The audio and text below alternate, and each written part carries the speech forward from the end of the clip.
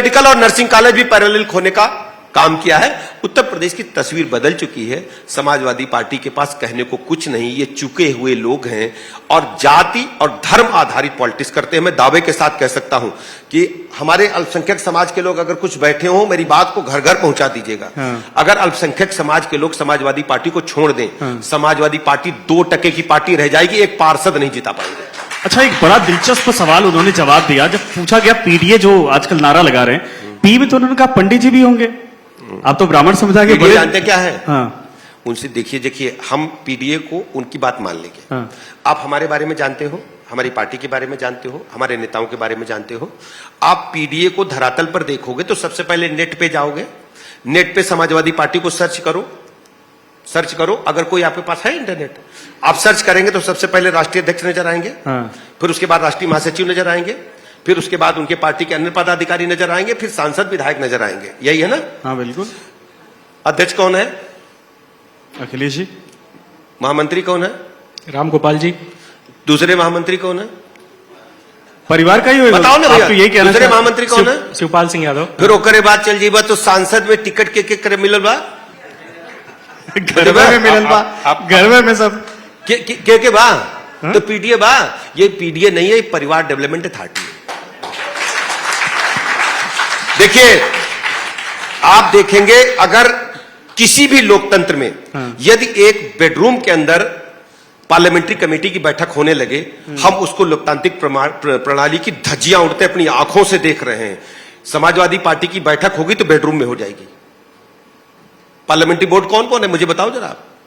आप अगर आप आजमगढ़ से तो जानते होंगे, उत्तर प्रदेश से हैं, आप बताइए पार्लियामेंट्री बोर्ड में कौन कोई जानता हूं, आजमगढ़ से कौन है मुझे बताइए। अच्छा, अखिलेश यादव की हिम्मत है तो बताएं कि यादव समाज के लोगों से कहना चाहता हूं, कितने यादव लोगों को टिकट अखिलेश यादव ने दिए अपने परिवार को छोड़ करके, बताएं मुझे। लेकिन अब अगर मान लीजिए केवल यादव पर आ जाओ, एक नहीं, परिवारवाद की बात आप कर रहे हैं पार्टी में दुरुस्त है, लेकिन अब तो बीजेपी में भी परिवारवाद, अगर मोदी जी और योगी जी को छोड़ दिया जाए तो कितने परिवार आज नहीं, ये एक सवाल है। चूंकि जब आपको मैं अगर गिनाना शुरू करूं गिनती खत्म नहीं होगी। आप सुनिए मेरी बात को, परिवारवाद किसको कहते हैं जानते हैं? अब उसके परिवार मैं बता रहा हूं जी, देखिए हम जनता से पूछेंगे और आपके रिपोर्टर से पूछेंगे। परिवारवाद उसको कहते हैं कि हमारे पास कोई प्रॉपर्टी है, मेरे पिताजी के पास, मेरे बाबा के पास थी, वसीयत के आधार पर या मेरी बाबा की मृत्यु होने के बाद मेरे पिताजी के नाम आई। हमारे पिताजी 3 भाई थे, तीनों में बराबर बट गई। फिर हम 3 भाई हैं, हम तीनों में बराबर बट गई। यही वसीयत होती है, यही प्रॉपर्टी होती है। पार्टी प्रॉपर्टी है कि नहीं मुझे बताओ आप। नहीं होता है। पार्टी क्या है?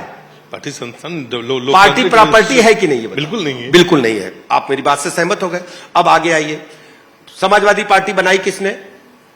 बहुत सारे मुलायम सिंह अरे किसने बनाई? मुलायम सिंह यादव जी के अलावा भी बहुत लोग थे उसमें। नहीं, उसमें बहुत लोगों में किसी परिवार का एक नाम बताओ जो आजकल समाजवादी पार्टी के मुख्य कर्ता धर्ता की भूमिका निभा रहा हो। एक नाम बताओ। बेनी वर्मा थे, आजम खां थे, बताओ। आजम खां है, और ढेर सारे नाम बता दे, ऐसे कम से कम 1 दर्जन नाम मैं गिना सकता हूं। एक भी नाम का अता पता है? आज समाजवादी पार्टी को संचालित करने का काम एक बेडरूम के अंदर से हो रहा है, एक कमरे के अंदर से हो रहा है।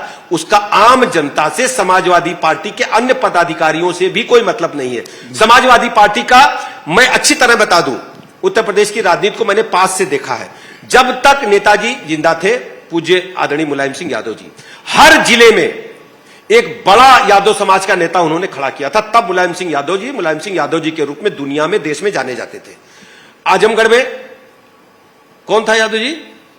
सर सब हमसे ही पूछे कि आप पलट मैं बता रहा हूं, हर जिले में जौनपुर से लेकर के आजमगढ़ से लेकर, नाम नहीं मैं लूंगा, हर जिले में, गोरखपुर से लेकर के हरदोई से लेकर लखीमपुर, सीतापुर, इवन देन गाजियाबाद तक में एक नेता उन्होंने खड़ा किया था और जिसको उन्होंने मजबूती दी थी और समाज को जोड़ते थे।